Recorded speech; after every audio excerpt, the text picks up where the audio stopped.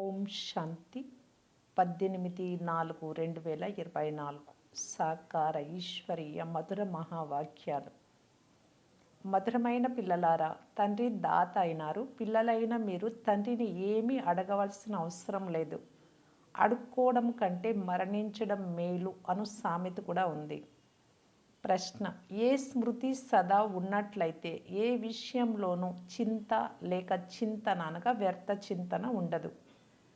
జవాబు: ఏది గతించిందో, మంచిది కానీ చెడ్డది కానీ డ్రామాలో ఉండేదే జరిగింది. మొత్తం చక్రం అంతా పూర్తి అయ్యి మళ్ళీ పునరావృతం అవుతుంది.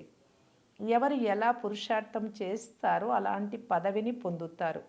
ఈ విషయం స్మృతిలో ఉన్నట్లయితే ఏ విషయంలోనూ చింత లేక వ్యర్థ చింతన జరగదు. తండ్రి ఆదేశం ఏమిటి అంటే, పిల్లలు, గతించిన దానిని గూర్చి చింతించకండి. ఇప్పుడు ఉల్టా సుల్టా మాటలేవి వినకండి, వినిపించకండి. గతించిన విషయాల గురించి విచారించకండి, రిపీట్ చేయకండి. ఓం శాంతి. ఆత్మిక పిల్లలకు ఆత్మిక తండ్రి కూర్చొని అర్థం చేస్తూ ఉన్నారు. ఆత్మిక తండ్రిని దాత అని అంటారు. వారు తమంతట తామే పిల్లలకు అన్నీ ఇచ్చేస్తారు. వారు విశ్వాధికారులుగా చేసేందుకే వస్తారు. ఎలా అవ్వాలో పిల్లలకు అర్థం చేస్తూ ఉన్నారు. ఆదేశాలను ఇస్తూ ఉంటారు. వారు దాత కదా, కనుక అన్నీ తమకు తాముగానే ఇస్తూ ఉంటారు. అడుక్కోవడం కంటే మరణించడం ఉత్తమం. ఏ వస్తువును అడుక్కోరాదు. శక్తి, ఆశీర్వాదము, కృప మొదలైన వాటిని చాలామంది పిల్లలు అడుగుతూ ఉంటారు. భక్తి మార్గంలో వేడుకుంటూ తల పాడై మెట్లన్నీ క్రిందకు దిగుతూ వచ్చారు. ఇప్పుడు వేడుకొని అవసరం లేదు. నేను ఇచ్చినటువంటి ఆదేశానుసారము నడవండి అని తండ్రి చెప్తున్నారు. ఒకటేమో గతాన్ని ఎప్పుడూ స్మృతించకండి అని చెప్తారు. డ్రామాలో ఏమి జరిగిపోయిందో అది గతించిపోయింది. దానిని గురించి ఆలోచించకండి, రిపీట్ చేయకండి. తండ్రి కేవలం 2 పదాలే చెప్తారు. ఒకటి, నన్నొక్కరినే స్మృతి చెయ్యండి. తండ్రి ఆదేశము లేక శ్రీమతమనిస్తారు. దాని అనుసారంగా నడవడం పిల్లల కర్తవ్యం. ఇది అన్నింటికంటే శ్రేష్టమైన ఆదేశము, డైరెక్షన్. నన్ను ఒక్కరినే స్మృతి చెయ్యండి అని. ఎవరు ఎన్ని ప్రశ్నలు అడిగినా బాబా 2 శబ్దాలే చెప్తారు. నేను పతిత పావనుడను. నన్ను స్మృతి చేస్తూ ఉంటే మీ పాపాలు భస్మం అయిపోతాయి. అంతే. స్మృతి కొరకు ఏదైనా ఆదేశం ఇవ్వబడుతుందా? తండ్రిని స్మృతి చేయాలి. ఇందులో అరిచే పని లేదు. భజనలు ఇలాంటివి చేసే పని లేదు. ఆంతరికంగా కేవలం అనంతమైన తండ్రి ఒక్కరినే స్మృతి చెయ్యాలి. ఇక 2వ ఆదేశం ఏమిస్తారు? 84 జన్మల చక్రమును స్మృతి చెయ్యండి. ఎందుకంటే మీరే దేవతలుగా అవ్వాలి. దేవతలను మీరు అర్ధకల్పం మహిమ చేశారు.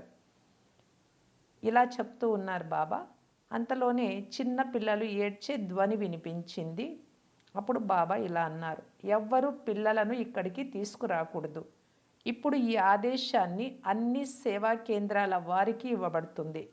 వారికి ఏదైనా పిల్లల కోసం ఏర్పాట్లు చేయాలి. తండ్రి నుండి ఎవరైతే ఆస్తి తీసుకోవాలో వారే తమంతకు తాము ఏర్పాట్లు చేసుకుంటారు. పిల్లలను ఎవరి దగ్గర వదిలేయడము ఇట్లాంటిది. ఇది ఆత్మిక తండ్రి విశ్వవిద్యాలయం. ఇందులో చిన్నపిల్లల అవసరం లేదు. సర్వీసుకు యోగ్యులుగా ఎప్పుడు తయారవుతారో అప్పుడు వారిని రిఫ్రెష్ చేసేందుకు తీసుకురావడం బ్రాహ్మణి అంటే టీచర్ పని. ఎంత పెద్ద వ్యక్తి అయినా చిన్నవారైనా ఇది విశ్వవిద్యాలయం. ఇక్కడకు పిల్లలను తీసుకొని వచ్చేవారికి ఇది విశ్వవిద్యాలయము అని అర్థమై ఉండదు. ముఖ్యమైన విషయం, ఇది విశ్వవిద్యాలయం. ఇందులో చదువుకునేవారు చాలా వివేకవంతులుగా ఉండాలి. అపరిపక్వమైన వారు కూడా ఆటంకపరుస్తారు. ఎందుకంటే బాబా స్మృతిలో ఉండరు కనుక బుద్ధి అటు ఇటు భ్రమిస్తూ ఉంటుంది. వారు నష్టపరుస్తారు. స్మృతిలో ఉండలేరు. చిన్న పిల్లలను తెచ్చినట్లయితే అందులో వారికే నష్టం. ఇది ఈశ్వరీయ విశ్వవిద్యాలయము అని. ఇక్కడ మనుషుల నుండి దేవతలకు అవ్వాల్సి ఉంటుంది అని కొందరికి తెలియదు. చిన్నపిల్లలు ఏడుస్తూ ఉంటే తల్లికి ఇబ్బంది, అక్కడ వినేటటువంటి వారికి కూడా ఇబ్బందే. ఈ విషయాల గురించి బాబా వివరంగా చెప్పారు. భలే గృహస్థ వ్యవహారంలో పిల్లల జతలో ఉండండి. ఇక్కడ కేవలము ఒక వారము లేక 3-4 రోజులైనా చాలు అని బాబా చెప్తున్నారు. ఈ 3-4 రోజులు లేదా వారానికి అక్కడ ఏమైనా ఏర్పాట్లు చేసి రండి, వారిని తీసుకురావద్దు అని. జ్ఞానమైతే చాలా సహజం. తండ్రిని గుర్తించాలి. అనంతమైన తండ్రిని గుర్తించడం వలన అనంతమైన వారసత్వం లభిస్తుంది. ఎలాంటి వారసత్వం లభిస్తుంది? అనంతమైన సామ్రాజ్యం. ప్రదర్శిని మరియు మ్యూజియంలలో సేవ జరగదు అని అనుకోకండి. లెక్కలేనంతమంది ప్రజలు తయారవుతారు. బ్రాహ్మణ కులము, సూర్యవంశము, చంద్రవంశము ఈ 3 ఇక్కడే స్థాపన అవుతున్నాయి. అందుకే ఇది చాలా పెద్ద విశ్వవిద్యాలయం. అనంతమైన తండ్రి విశ్వ అధినేత చదివిస్తూ ఉన్నారు. ఒక్కసారిగా బుద్ధి పూర్తిగా నిండిపోవాలి. కానీ తండ్రి సాధారణ తనువులో ఉన్నారు. చదువు కూడా సాధారణ రీతిలోనే చదివిస్తారు కనుక మనుషులకు స్ఫురించదు. ఈశ్వరీయ విశ్వవిద్యాలయం ఇలా ఉంటుందా అని అంటారు. నేను పేదల పెన్నిధిని, పేదలనే చదివిస్తాను అని తండ్రి చెప్తున్నారు. ధనవంతులకు చదువుకునే శక్తి ఉండదు. వారి బుద్ధిలో మహల్లు మాడీలే ఉంటాయి. పేదవారే ధనవంతులుగా అవుతారు ఈ చదువు ద్వారా. ధనవంతులు చదువుకోని కారణంగా పేదవారిగా అవుతారు. ఇది నియమం. దానం ఎప్పుడైనా ధనవంతులకు ఇవ్వబడుతుందా? ఇది కూడా అవినాశి జ్ఞాన రత్నాల దానం. ధనవంతులు దానం తీసుకోలేరు. వారి బుద్ధిలో కూర్చోదు. వారు వారి హద్దులోని రచన అయినటువంటి ధన సంపదలలోనే చిక్కుకొని ఉన్నారు. వారికైతే ఇక్కడే ఇదే స్వర్గంగా ఉంటుంది. మాకు మరొక స్వర్గం అవసరమే లేదు అంటారు. ఎవరైనా గొప్ప వ్యక్తి మరణిస్తే స్వర్గస్థులయ్యారు అంటారు. వారు స్వర్గానికి వెళ్తారు అని వారంతకు వారే అంటారు. అనగా ఇది తప్పకుండా నరకమే కదా. కానీ ఎంత రాతి బుద్ధి కలవారిగా ఉన్నారు అంటే నరకం అంటే ఏంటో కూడా అర్థం చేసుకోరు. ఇది మీ అతి పెద్ద విశ్వవిద్యాలయం. ఎవరి బుద్ధికి తాళం వేయబడి ఉంటుందో వారిని నేను వచ్చి చదివిస్తాను అని తండ్రి చెప్తారు. తండ్రి ఎప్పుడు వస్తారో అప్పుడే తాళం తెరుస్తారంటే బుద్ధి పనిచేసేలాగా చేస్తారు. తండ్రి స్వయంగా ఆదేశాలు ఇస్తారు. మీ బుద్ధికి వేసిన తాళం ఎలా తెరవబడుతుంది? తండ్రిని ఏమీ అడగవలసిన పని లేదు. ఇందులో నిశ్చయం ఉండాలి. తండ్రి ఎంత ప్రియాతి ప్రియమైన వారు. వారిని భక్తిలో స్మృతి చేసేవారు. ఎవరు స్మృతించబడతారో వారు తప్పకుండా ఎప్పుడో ఒకప్పుడు వస్తారు కదా. మళ్ళీ పునరావృతం అయ్యేందుకే స్మృతి చేస్తారు. తండ్రి వచ్చి పిల్లలకు మాత్రమే అర్థం చేయిస్తారు. బాబా ఎలా వచ్చి ఉన్నారు? వెలుపల ఉన్న వారికి పిల్లలు అర్థం చేయించాలి. వారు వచ్చి ఏం చెప్తారు? పిల్లలారా, ఇప్పుడు మీరంతా పతితులుగా ఉన్నారు. నేనే వచ్చి పావనంగా చేస్తాను. పతితాత్మలైన మీరంతా ఇప్పుడు కేవలము పతిత పావనుడైన నన్ను స్మృతి చెయ్యండి. సుప్రీమాత్మనైన నన్ను స్మృతి చెయ్యండి. ఇందులో ఏమీ అడగవలసిన అవసరం లేదు. మీరు భక్తి మార్గంలో అర్ధకల్పం అడుక్కుంటూనే ఉండినారు. కానీ ఏమీ లభించలేదు. ఇప్పుడు అడుక్కోవడం మానేయండి. నాకు నేనుగా మీకు ఇస్తూ ఉంటాను. తండ్రి వారిగా అయినందున వారసత్వం అయితే తప్పకుండా లభిస్తుంది. ఎవరు పెద్ద పిల్లలుగా ఉంటారో వారు వెంటనే తండ్రిని అర్థం చేసుకుంటారు. తండ్రి వారసత్వమే 21 తరాలకు స్వర్గ సామ్రాజ్యం. ఎప్పుడు నరకవాసులుగా ఉంటారో అప్పుడు ఈశ్వరార్థంగా దాన పుణ్యాలను చేయడం వలన అల్పకాలానికి సుఖం లభిస్తుంది అని మీకు తెలుసు. మనుష్యులు దానం చేయడానికి ధనము, వస్తువులను ప్రక్కన పెడతారు. తరచుగా వ్యాపారస్తులు అలా తీసి పెడతారు. మేము తండ్రితో వ్యాపారం చేసేందుకు వచ్చామని మీరు చెప్తారు. పిల్లలు తండ్రితో వ్యాపారం చేస్తారు కదా. తండ్రి ఆస్తిని తీసుకొని లౌకికంలో కూడా దాని ద్వారా శ్రాద్ధము మొదలైన వాటిని తినిపిస్తారు.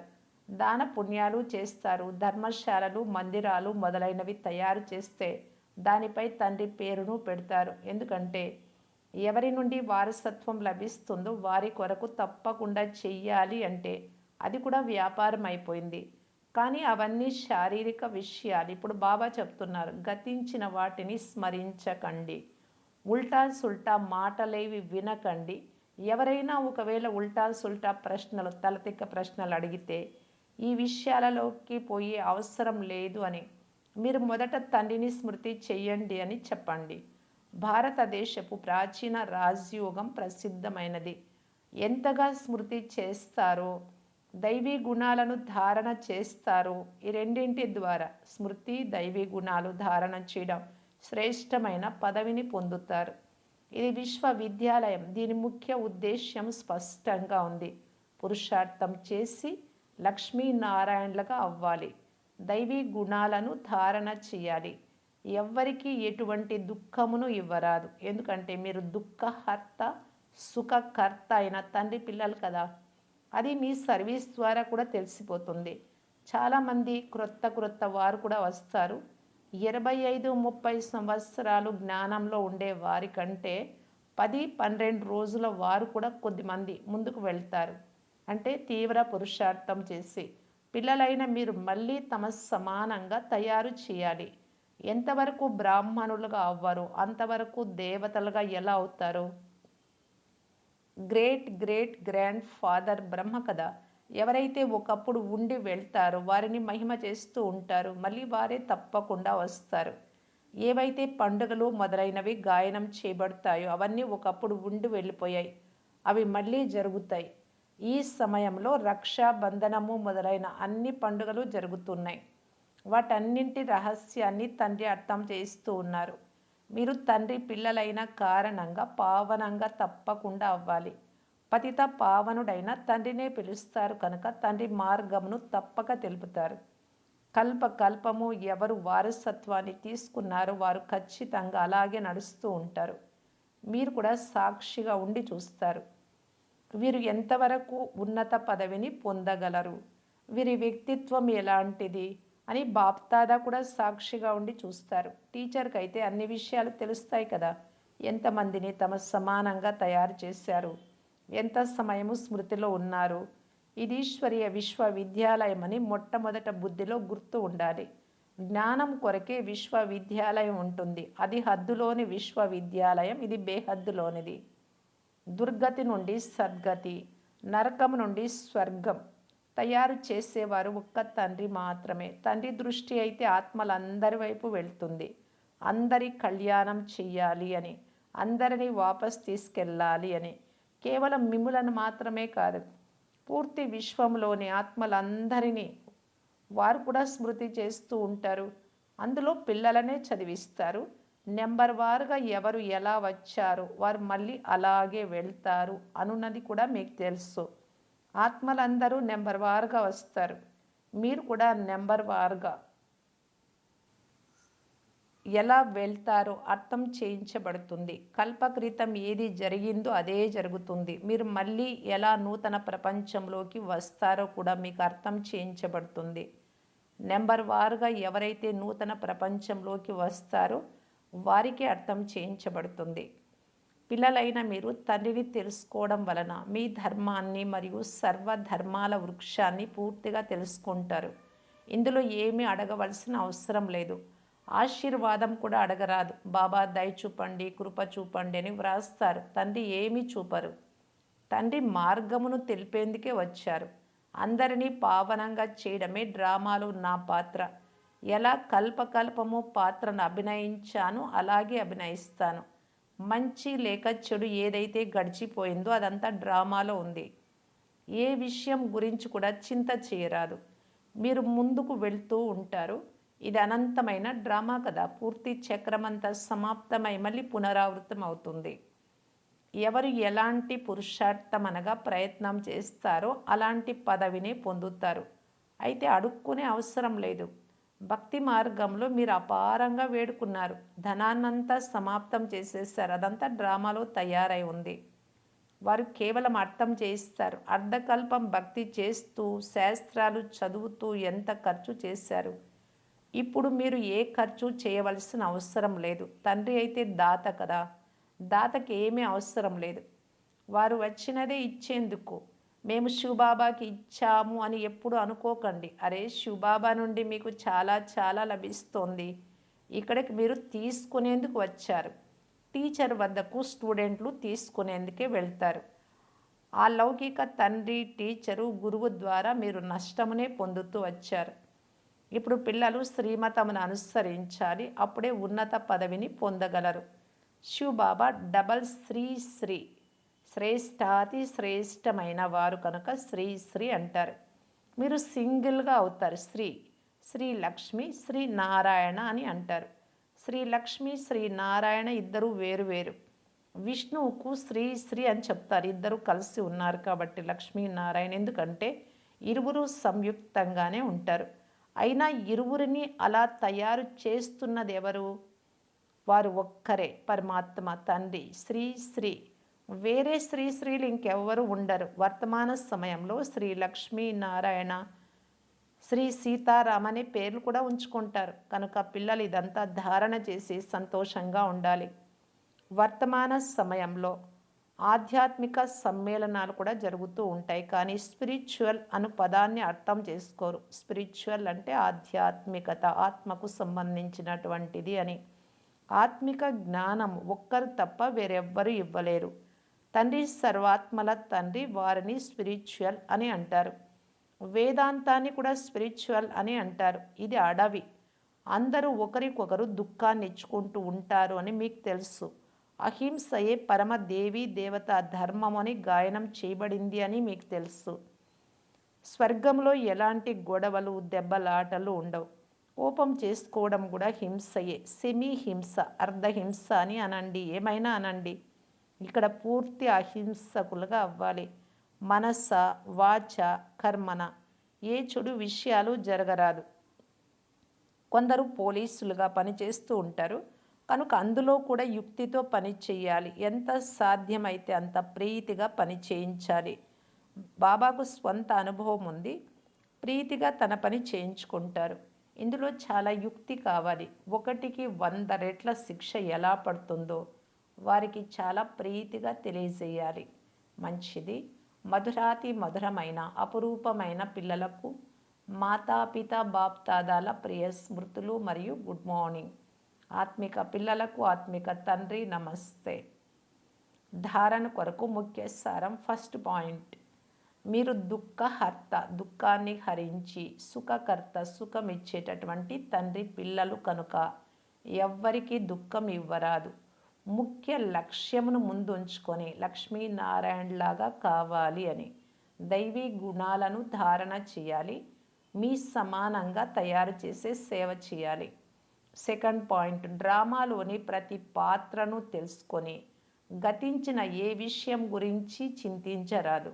మనస వాచ కర్మన ఎటువంటి చెడు కర్మ జరగరాదు. దీనిపై గమనముంచి డబల్ అహింసకులుగా అవ్వాలి. వరదానము, ఒక్క తండ్రినే కంపానియన్గా అంటే సహచరుడిగా లేక స్నేహితుడిగా ప్రియతముడిగా చేసుకొనే లేక వారి కంపెనీలోనే జతలోనే ఉండే సంపూర్ణ పవిత్రాత్మాభవ. ఎవరి సంకల్పము మరియు స్వప్నంలో కూడా బ్రహ్మచర్య ధారణ ఉంటుందో, ఎవరైతే ప్రతి అడుగులో బ్రహ్మబాబాను ఆచరించే వారిగా ఉంటారో వారే సంపూర్ణ పవిత్రాత్మలు. పవిత్రత అంటే సదా తండ్రిని జతగాడిగా చేసుకోవాలి మరియు తండ్రి జతలోనే ఉండాలి. సంఘటన యొక్క కంపెనీ, పరివారం యొక్క స్నేహ మర్యాదలు ఇవి వేరే విషయాలు. కానీ తండ్రి కారణంగానే కదా ఆ సంఘటన, ఆ స్నేహ. అంటే ఎవరిపైన స్నేహం చూపిస్తున్నారు, ఎవరి జతలో ఉంటారు, వారందరూ ఏర్పడినది మీకు తండ్రి ద్వారానే. తండ్రి లేకుంటే పరివారం ఎక్కడి నుండి వస్తుంది?